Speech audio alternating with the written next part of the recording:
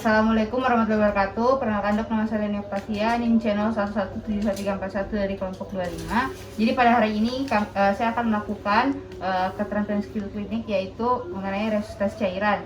Jadi indikasi kita melakukan resusitasi cairan yaitu apabila pasien atau dalam keadaan emergensi, pasien dikategorikan sebagai shock. Nah, shock ini sebagai shock hipovolemik. Jadi terbagi atas dua, yaitu shock hipovolemik dikarenakan oleh dehidrasi, dan yang kedua yaitu dikarenakan oleh hemoragik atau karena adanya pendarahan yang berlebihan.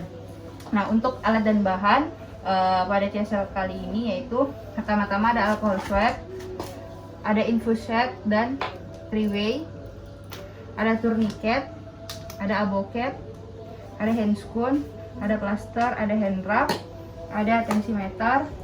Lalu di sini ada ada 3 cairan, yaitu yang pertama adalah cairan kristaloid, yaitu ada ring laktat dan juga NaCl 0,9%. Lalu ada cairan koloid.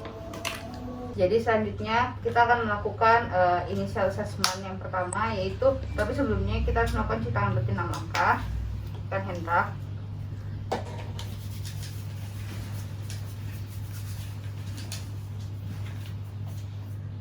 Oke, setelah kita melakukan cuci tangan rutin dengan hand wrap, kita tetap harus menggunakan handscoon.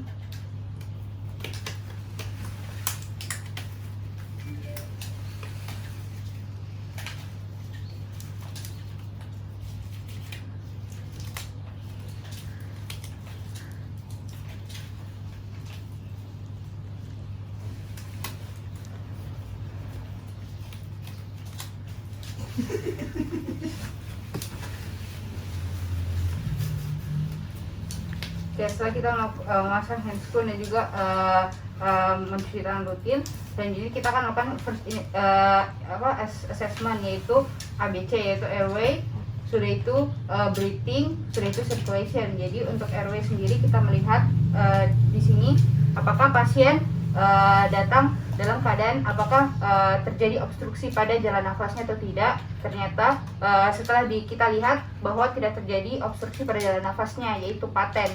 Jadi selanjutnya kita akan menilai, setelah kita mulai airway, kita mulai breathingnya. Jadi kita lihat terlebih dahulu bagaimanakah apakah kita lihat dari sisi ini, kita lihat apakah dari dadanya pasien itu ada pergerakan pengembangan atau pengembisan di dadanya pasien, apakah dia simetris atau tidak, dan juga apakah ada seperti tertinggal atau biasa disebut juga failed chest. Kita lihat setelah kita lihat breathingnya, kita lihat juga apakah ada pernafasannya. Nah, setelah kita lihat di breathingnya juga, kita sambil mendengarkan suara pernafasannya pasien. Apakah nanti ada suara seperti suara tambahan dari vaskularisasi dari parunya pasien atau tidak. Oke, setelah kita mendengarkan breathing atau pernafasan pasien, kita lanjut di sirkulasinya pasien. Jadi kita lihat di bagian tanya pasien, kita sambil menghitung dari nadinya pasien. Oke, didapatkan bahwa nadinya itu lambat, sesuai dengan kasus nadinya lambat. Selanjutnya itu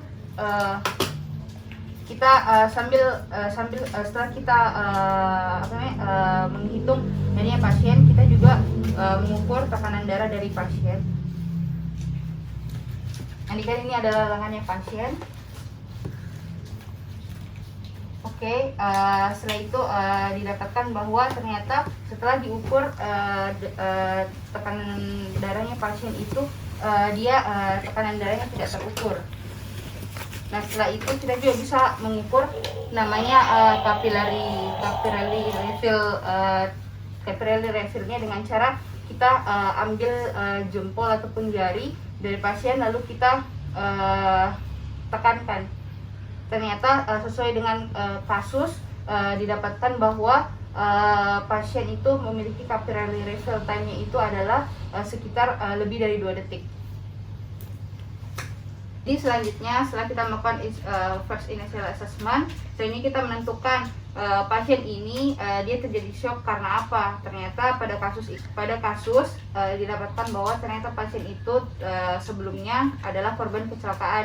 Jadi didapatkan bahwa pasien ini datang ke UGD itu karena shock hipovolemik dikarenakan oleh hemoragik atau karena adanya pendarahan. Dan shock hipovolemik ini merupakan grade keempat, di mana estimated blood volume-nya itu dia adalah 40% dengan kira-kira pengeluaran darahnya itu sebesar lebih dari 2000 cc untuk darahnya sendiri.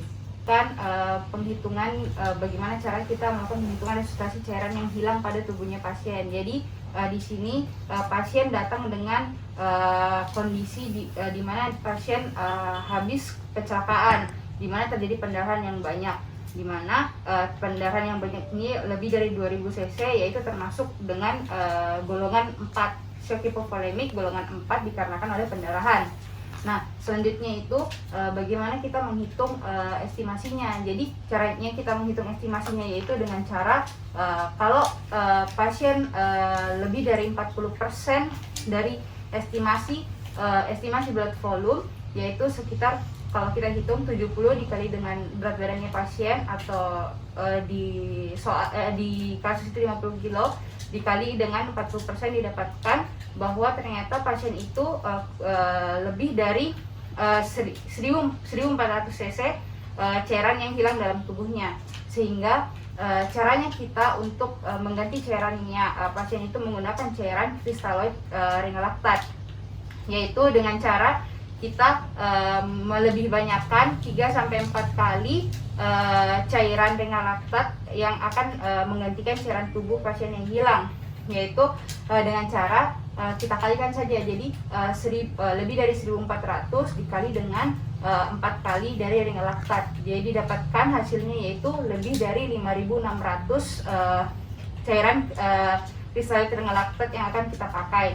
Nah, selanjutnya itu setelah kita mengetahui ternyata pasien harus mendapatkan sekitar 5.000 lebih dari 5.600 cairan ringalaktat, kita menggunakan teknik